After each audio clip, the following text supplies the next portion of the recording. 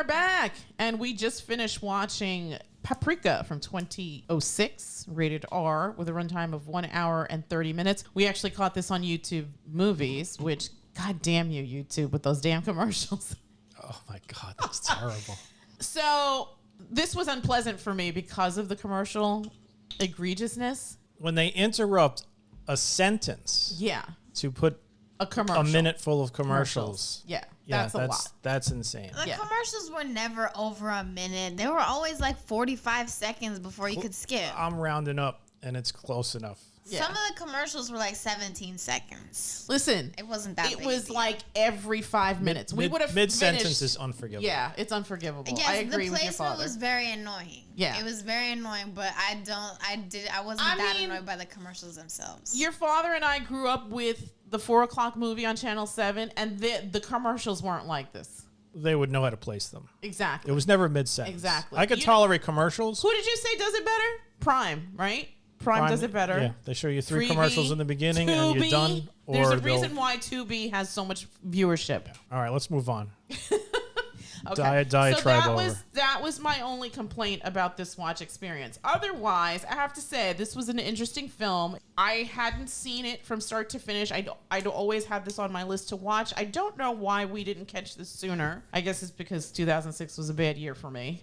Okay, so my impressions of the film were that having this be based off a novel makes it a little bit difficult for filmmakers to obviously relay the same messages. So I'm sure that a lot of things were condensed. A lot of things may have been changed in this particular script. I don't know. I've never read the book. However, there are some very interesting ideas and themes throughout the film. And I loved how, like, what a mind fuck it was, because it was like I couldn't tell what was real and what was dream. I mean, sometimes I could, but then sometimes those lines were really blurred, and it really, like, I really had to pay attention to this film. Like, I felt like this is a film that you have to actively participate in, not only because it's coming from a different language, a different culture, but just the themes throughout and the story itself. You cannot be passive watching this film. And I really enjoyed that part of it. I also enjoyed the themes, because I think that dreams, because they're so irregular, they're chaos, right? There's just so much to delve in the topic of dreams, that I found that portion of it interesting. And I felt that the things that happened in the dream world, even though there's high stakes and drama and possible death in the real world, I felt like the dream world was way more exciting than the in real life portions of this particular story. Yeah, I would agree with that. Also, it was a little confusing because sometimes the in life real portions of the story would just suddenly meld into the dream world because of the mechanics of the what was it called, the DC Mini. The DC Mini. Because it was kind of confusing, because sometimes they didn't even show like the characters putting it on and like getting ready to go to sleep. It was all of a sudden there was just weird stuff happening. Right. But did they need to have it on? Because it seemed like sometimes, like, I don't think the detective ever had it on. Yeah, I was going to say Konakawa, I never felt like he never put it on. I don't think he did. I mean, he may have in the first sequence. Yes. But afterwards, when he was going into the dream world through the laptop. Yeah, he was I just... don't know what was happening there. Yeah. There may have been some story inconsistencies, to G's point. Well, I think there was, like, very brief explanations to it, but it's so quick. It seemed like if you had used the thing, then you were susceptible to, I guess, the quote-unquote terrorist pulling you into the dream. I think they said something like that. I guess in a non-anime movie, they would have spent a little bit more time with the exposition. Yeah. They would always have the exposition guy. This was sort of like exposition was, okay, do you get it? If you don't get it, you're not going to get it. I'm not going to explain it again. Exactly. Or it might have been like an Easter egg in the background that you just didn't realize what it was. I'm going to go around the table and get impressions. I'm going to start with myself. This is, again, a film that I've had on my list to watch for a very long time. I've seen pieces and portions of it.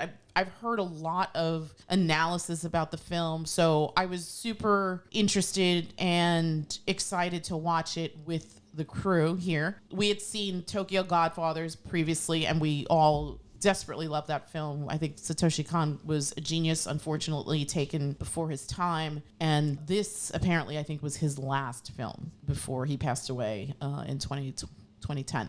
As I said before, I think the idea of dreams is really interesting. The lines were blurred between dreams and reality. And again, because you're talking about a film from a different culture, it's going to have different nuances and stuff. So you really have to pay attention. And I appreciated that. I also liked the character of Paprika and Dr. Chiba, also known as Atsuko. The fat guy's nickname for her was like Achan. Oh, got it. So I thought that was an interesting dynamic too, because it was like two separate beings housed in one body. I felt like Dr. Chiba was grown up with a job, responsible human being, whereas Paprika was this, I wouldn't say manic pixie girl, but She might come close to that. she might, right? Yeah. She has that allure that I could see why the cop fell in love with her, even though she's not a real person. She's just this entity that exists. She's a girl of dreams. She is a girl of dreams. Very nice, G. Very nice. Yes. She's the spice. She is this. You didn't say it correctly. Spice. There you go. I mean, they say it as much in the movie. Film. Yes. 'cause when Tomiko basically eats Yeah. Chiba, he's like, yeah, but there's a spice missing. See. Yeah. So Right. Because he ate the doctor, not Paprika, right? So I liked that interesting dichotomy of these two beings that are housed within one person and how they're very different. Dr. Chiba is very different from Paprika. it's like all business. She's whereas all Paprika business. is more vibrant and imaginative. Imaginative, right. And I think in a way almost, I don't want to say stronger, but kind of, because she sort of rules that world, the dream world. Yeah, to the point where she's telling Dr. Chiba, screw off, I'm doing it my way, basically. Yeah. It was almost like, and this is another film that I feel like we need to get on the queue with the kids. She was Neo, in a way. She was the Neo of this dream world. Matrix. Kinda. Also, I couldn't understand why she was crushing on that other guy, even though he was genius. That was my only problem with the film. Yeah. They just hurled that in right at the last minute. That was so unnecessary Yeah, and it was stupid. It didn't make any sense. Yeah. And there shouldn't have been any romance in the film at all. At all. You know what? I 100% agree with what G just said. I think it kind of demoted the story a little bit, because it was like there was no indication that she had any kind of, I mean, she's calling him a slob. She called him a food disposal. Yes. That's not how you Is talk that- to someone you like. Is that sweet talk? Am I going to start calling you food disposal? She called him a fat, slow slob. Yes. Yes, she was just destroying him. And then Yes. all of a sudden at the end, it's like, But he I didn't have seem to care. save him. It's cause what? And she runs off like, that was so unnecessary. Yeah, I would have liked so him. dumb. And not only that, it was a little weird, because not only did she view him as a slow. She viewed him as a kid filthy trapped slut. in a genius's body. I was just about to say that she Yes. viewed him as a child in a genius's body. She So said what does he's that a say kid. about her? That's so freaking That's weird. just- yeah. I liked Chiba until that moment. It completely just like tainted her character for me. Yeah, I could see it. It's funny, yesterday, you kids started watching with me and then you disappeared, but I powered through. And I've always mentioned this about Pacific Rim. I love that even though there's hints of a romance, you never go Yeah. there in the film. There's a hug at the end. There's a hug at the end. Perfect. It's monsters versus robots. Because movies keep it such that as way. these, I feel like romance could just be like avoided. In Pacific Rim, sure, like hints, Yeah. that's cool. Like Right, I like how right. they're subtle with it. Right. It's not. Yeah, a but big here it's aspect at of the film. end, But, a you know- slap in the It's like face. it's like at the end, there wasn't any indication of romance at all in the film until the end. Someone was like, "Oh, maybe we should throw this in there just cause." Yeah. Like, what was the reason? I mean, maybe Exactly. it's more in the book. Again, this is based off a book, which none of us have read. So it could have been True. in the book.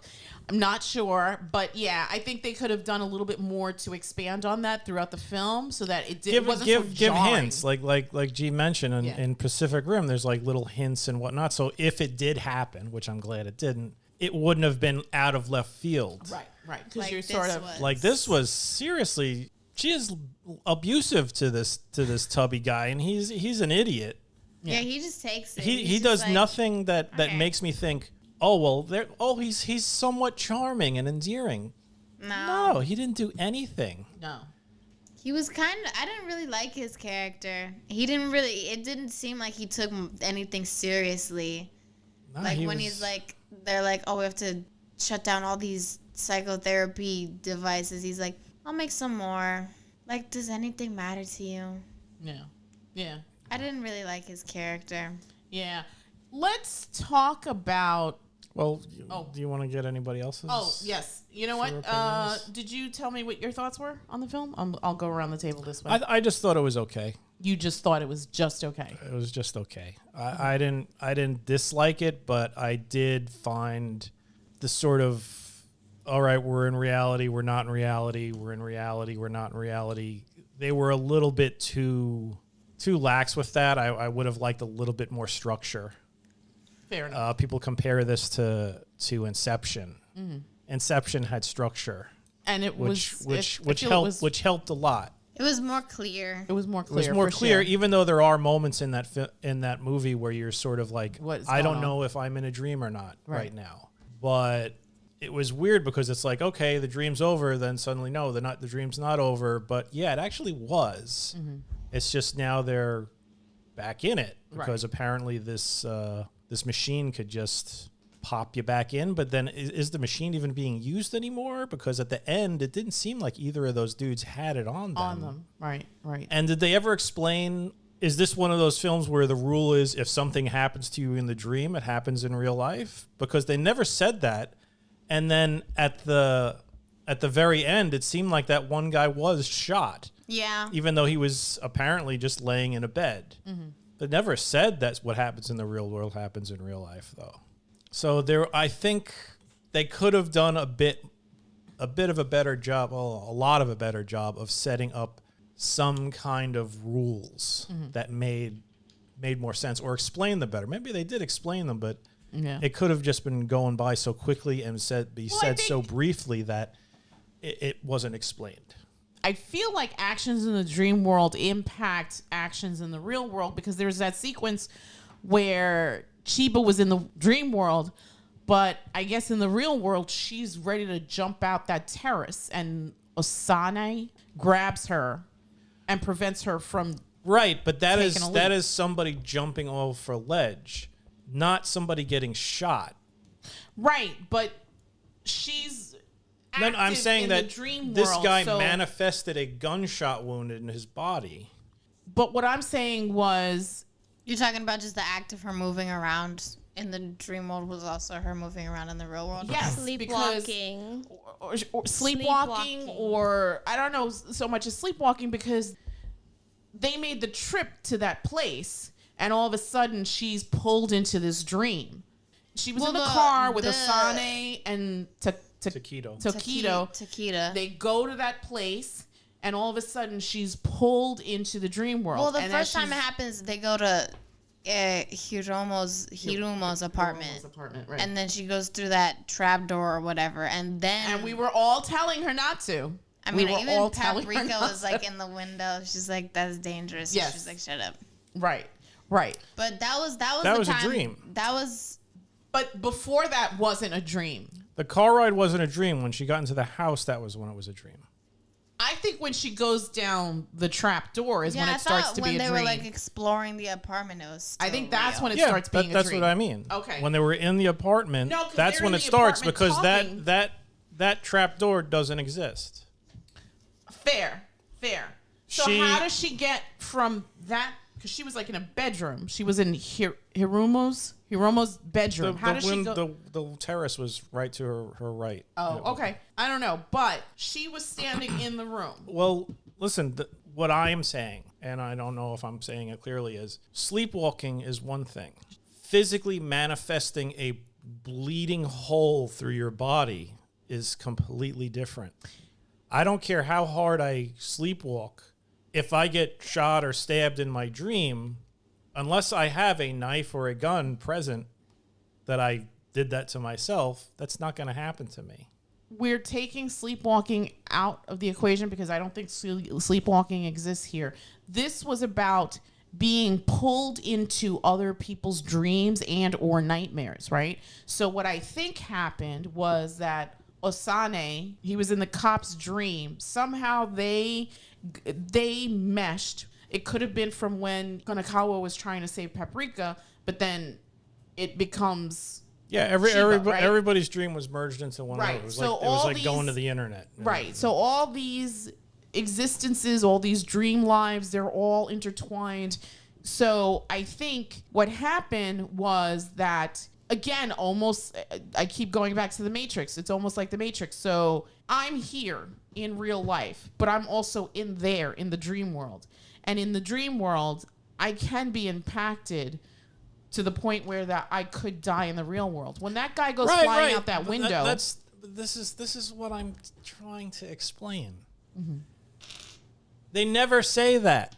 Right. They never say that, oh, if you die in your dream, you die in the real world. They never say if you get stabbed in your dream, you'll manifest a knife wound in your real life body. They never say that. That's what I'm getting at. Well, I think it's because he was still dreaming. So you think when he wakes up with the chairman, that's not real? Yeah, because he crawled off the bed and then the ground started like sinking and stuff like that. Okay, so that was all a dream. Yeah. So what happened to him? He was killed. What happened to him and the chairman? He went insane. Maybe they were. I don't know. No. Where'd they go? They never showed them at the end. Well, they went into the dark. They went into that place that they go to at the end where they have that final confrontation. But that's a dream. Right. And this is where the chairman was powerful because he didn't need his body. He was using Osane because he had the perfect body. That's another question. At the end of the movie, was the dream world coming into the real world? Yes. I think they said that in the thing. It's like they're merging. So all the physical damage that occurred was present. Yes. After everything. Yeah. Like the building that they worked in was actually destroyed. Right. I guess the chairman was so powerful. You saw how ginormous he was. He was so powerful in the dream world that it was affecting real life. All right. Well, this is one of my problems. It was confusing. All right. That's fair. That's fair. I mean, I felt like it was very blurred. Gigi, I'm going to go to you now. What did you think of the film? Besides my outrage at Chiba and Tokita getting together, I really enjoyed the film. What did you like about it? I thought that it was interesting, and I liked how it was anime. I liked the dreams, the way they looked, like the parade. There was so much going on. Yeah. And I liked that. I liked most of the characters for the most part. And it was very confusing, but it kept me entertained. Like, I wasn't like, oh my God, this is boring. I want to go on my phone. I was really interested the whole time. Yeah, you wanted to see what was going to happen. Okay. Did you have a favorite character? Not really. No. Did you have a favorite sequence? This is from 2006, so I don't feel like we're spoiling it. I think I liked at the beginning when after Paprika leaves the room with Konakawa, she's just like going around the city like all weird. I like the way that was done. Yeah, the beginning title sequence. Yeah, I thought that was good too. Olive G, what'd you think of the film? I didn't understand it. Okay. Did you like anything about the film? I mean, it was a good movie, don't get me wrong. It was nice, but like, I honestly didn't understand much of it. Like, I didn't understand why the director guy was being the way he was. Mm-hmm. You mean the chairman? The bald guy in the wheelchair? Yeah. Okay. Yeah, his motivation was he didn't want science and technology to mesh. I think he was saying that dreams are sacred. Dreams are special. They're the one thing that like we all have that is that shouldn't be tampered with or sullied or tainted by science. And he found that whole thing, the therapy machines and the other little device, he thought they were just evil. Mm-hmm. And I guess maybe because in his dreams he wasn't crippled. Right, he was like a deity. He was God. Which was kind of strange because then there's that whole sequence where apparently he needed the other guy to be complete. Right. But in your dream, why wouldn't he be able to just be complete in his dream? I mean, Chiba is basically like a teenage girl in her dream. Yeah. Tokita is a robot. Yeah. That other guy is that creepy freaking doll. That was weird. Yeah, well- I found him very Maybe like Kuruma? he needs like a sacrifice or something. Or again, meshing. If it's in the real world, it affects the dream world. So if you can't walk in the real world, you can't walk in the dream world unless you've completely removed barriers and are like on a different.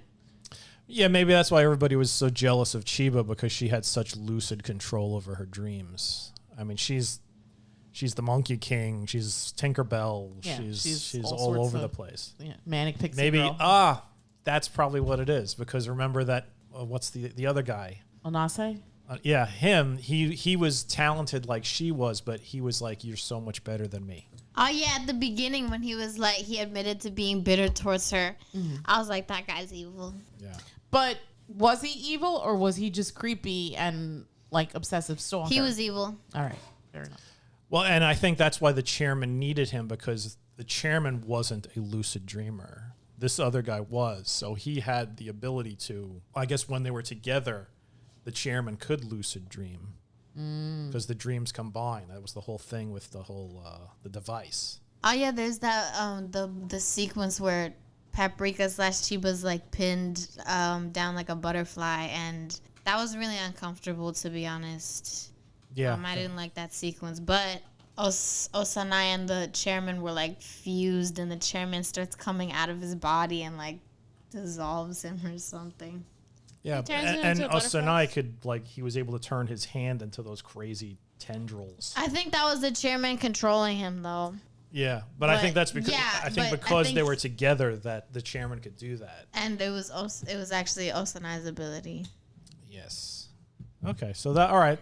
Look at that. We Solved analyzed the movie and we figured that out. We solved the case. Yes. I'm going to go around the table and get numbers. I'm going to give this movie an 8. I think from where it starts to where it ends, it's interesting. It's different. It's a different way of telling a story that's kind of been told before. The sacredness of dreams versus technology. Interesting characters. I really enjoyed it. I also love that the filmmaker gave a shout out to Tokyo Godfathers and one of Yeah. the film marquees. I thought that was cute. great. And it was interesting that the cop had this sort of different, like, interesting backstory to him. I thought it was funny that it almost seemed like they were leaning towards he would be kind of the love interest. Although that was a little creepy too, because he was more in love with Paprika than who he looks was. like a child.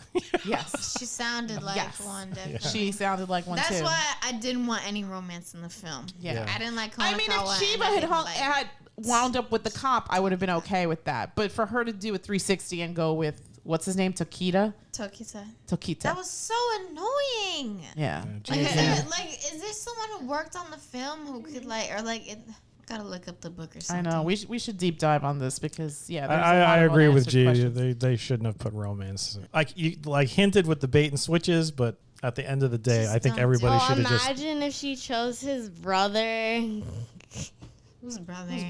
the Tokira's brother. He didn't have a brother. Yes, he did. No, he didn't. Yes, he did. No, he It was- didn't. It was the Hiromu?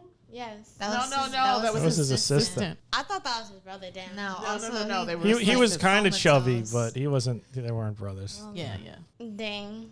So what'd you say? 8? 8. What would you give it? I'd give it a 6. A 6. Wasn't bad, but they could have Padded it out could have more. explained things a little bit better, and they could have had more of a mechanism to give you better hints rather than just suddenly, oh my God, there's a giant parade of monkeys or something like that. I thought the dream sequences with the parades were very No, interesting. I'm very not. colorful. Don't get me very wrong. I thought the dream sequences were great. The parade was Chaos. like chaos. It was deranged. It loved made it. sense that everybody who was absorbed into this thing would just speak nonsense and Yeah. and gibberish. Yeah. Yeah, I think when we were watching the film originally with the older doctor, I forgot his name, but when he's talking, and I'm looking at you like, what is he talking about? We were both like, what is going on? And all of a sudden he goes flying out a window. I think his name was like Shima or something. Yeah, something. Yeah, that parade where people's heads are flip phones and just Yeah. crazy nonsense. And I think there was like that line of businessmen that sort of go down, and I thought they were dead, but they were at the bottom, I guess, because they appear again. Anyway, G, 1 to 10. What'd you gonna give this film? I was also thinking an 8. 8. What about you, Olive G? 1 to 10. 6.5. 6.5. I'm gonna do something a little different. I'd like to go around the table and ask everyone to share a bizarre little dream with us. Olive G, you want to go first? Okay. So like I had this dream while I was playing Roblox by myself, and then like I was a fairy and I was collecting like jam and like bread from a drawer and like dragging it across a picnic basket and putting it near like this pillow fort kind of place. And then Gracie joined me. And then like she, for some reason, like she couldn't fly like I could. She could only like jump and like run really fast. So it was weird. And she tried getting bread, but she couldn't. And then all of a sudden, we went back to the pillow fort. And for some reason, we turned back into like our people. So we weren't like Roblox characters anymore. And for some reason, Gracie had like these really ugly, like crusty toenails. And they're honestly like really disgusting. Like they had dirt under them and they were like really long and stuff. Man, come on, man. And for some They were reason, like curly fries. yeah. And for some reason, she was scared to cut them, so I had to cut her crusty toenails. And for some reason, you two were talking to us about like I don't know, and I think like Hamster and Gretel or something was like playing in the background on like the TV. I hate that show. And for some reason, every time a loud noise came on, you'd like flinch, and like that would disturb me from trying to cut your toenail.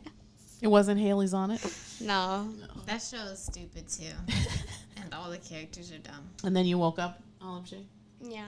What about you, Gigi? Have a funny, interesting... I don't know. The most recent one I had, my friend who's into K-pop, she was dating a K-pop idol, but he was a jerk, and I was screaming at her about how much I hated him. How and was I he? woke up annoyed. How was he a jerk? We both went with him to like the airport or something because he had his own jet, and like I accompanied her because she was going because she thought he was gonna take her with her, and then he ditched both of us at the airport and flew away. What a jerk. Yeah. Just like later. Yeah. Later, ladies. What about you? You got a funny story? I Pick one, because I know that you've got a plethora of All crazy right. dreams. The earliest dream I remember, I was a little boy. I remember dreaming that Oh, I think I know which one you're going to say. there were two men fighting outside my friend Neil's house. He lived a couple of houses away, and they're just standing on the stoop punching each other. And one of the guys punches the other guy so hard he goes sailing across the street and through a car window. And the guy is standing on the stoop, and he's like, "Yeah, take that." And suddenly the door to my friend Neil's house opens, and out walks Neil's grandma. This Who's like old, 1,000 years old. silver-haired old lady wearing a long nightshirt, you know, like the type you'd see in an old movie with like flowers on it. And she doesn't have hands anymore. She has just two big meat hooks for hands. And she just goes, "Hook!" and kills this guy. The guy that was on the stoop. The guy that was on the stoop. And then the door opens again, and another version of Neil's grandma comes out. She also has hooks for hands, and she's like, "Hook!" And then another, and another, until they're pouring out of Neil's house, out of his front yard, into the street, swarming the street. Did they get the guy that went through the window? They're killing everybody on the block. All these old women with hooks for hands just screaming, "Hook! Hook!" And me and my friends were like, "Oh my God, run!" And we all run down the block, and the ladies are coming. They're just destroying cars. They're doing everything. They're just wreaking havoc. We go into my friend Mary's house at the end of the block. They surround the house. They smash down the door. They're flooding up the staircase. We climb up. We get up to the roof of her house, and everybody's dead now. I'm the only person left, and I'm on the roof of her house. And the old ladies are coming over the edge of the building, and they're climbing onto the roof, and they're coming towards me. And then I just crouch down and suddenly jump up, and I'm like Superman. And I shoot up into the sky and leave all the hook ladies behind. And that was the end of the dream. Wow. Look at you saving yourself. I feel like I haven't dreamt lately, but one dream that I remember, and I think I actually had this dream way before I had children, was I was in a delivery room. I was by myself. I was giving birth. I was scared. I was tired. It kept telling me to push. I'm pushing. And then suddenly I was like, I just was like, oh, I can't do this anymore. And then all of a sudden I give birth. And you know how they put the baby in the bassinet, they're cleaning it up, whatever. When they bring the bassinet over to me, it is a little pig. It is not human. It is a pig. And I'm laying there, sweaty, with my legs up in the air, like, what the F? And that was it. All right, so interesting things in our psyches, I see. Yeah. I wonder what it all means. We'll never know. But if you get a chance... Good thing our dreams can't merge. Yes. God, that would be something. If you get a chance, I recommend it. I think that the themes and stuff in the film are interesting. And I think that if you like Satoshi Kon, obviously you would check it out. If you are a film major, definitely check it out. You should be watching all the things under the sun. And I think that if you like anime, you should definitely check this out. I think the story is a little bizarre, or the way it's told, but I think that if you read the book, obviously maybe you'll have more clarity of what it all means. But I think it's still a worthwhile watch. All right, and that's it from us, and we will bid you all a Good night. Good night. good night.